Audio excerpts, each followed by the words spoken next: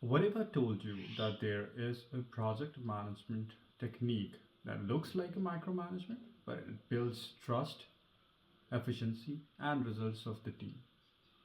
Let me tell you how fishbowl mechanism works and why it is a game changer. Here's how the fishbowl mechanism works.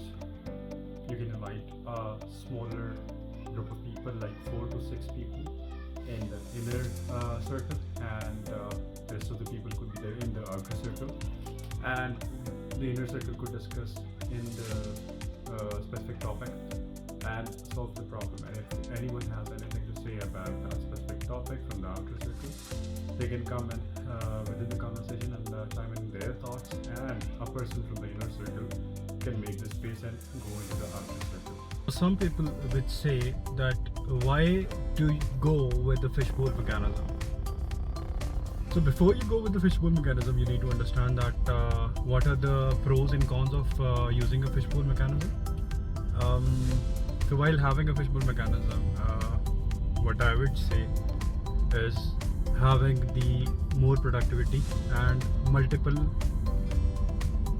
brains involved into one decision would give us the point of view from different angles of that specific problem or for that specific agenda. And this would also empower the team members to be out loud about their decisions, about their areas of interest, and about their way of thinking towards a specific topic.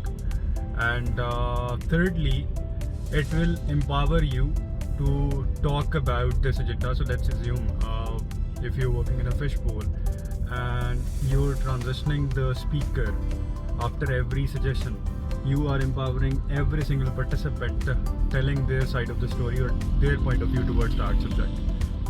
How that fishbowl mechanism worked for me?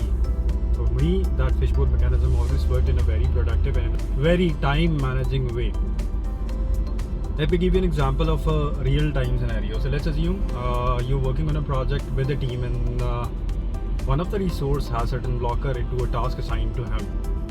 And that team member approaches the project manager, and the initial conversation starts.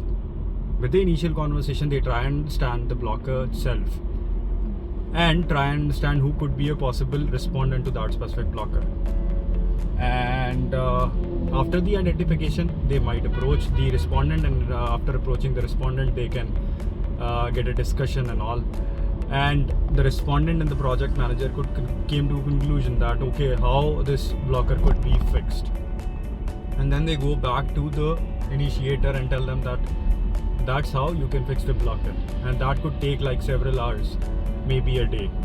But at the same point in time, if you use fishbowl mechanism and you invite all of the possible respondents into a same call and discuss that specific blocker, and within no time, with 5-10 brains that you have in that call, you can get this blocker lifted and save a lot of time. Whenever you talk about fishbowl, there would be an elephant in the room that would always say that you're talking about micromanagement. Let me tell you one thing, fishbowl is not micromanagement. Micromanagement is controlling tasks, controlling creativity, controlling words, freedom to speak and all.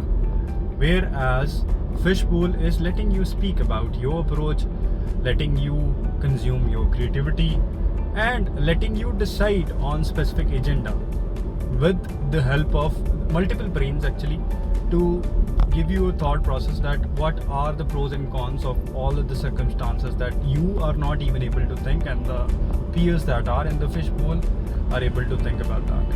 If you want to use fishbowl mechanism in your project, what you could do, you could define the agenda, define the rules, and identify front row, front circle participants, identify outer circle participants, and start talking about the agenda. And if you're working remotely, do the same. Just share the invite link with all of the participants and start over.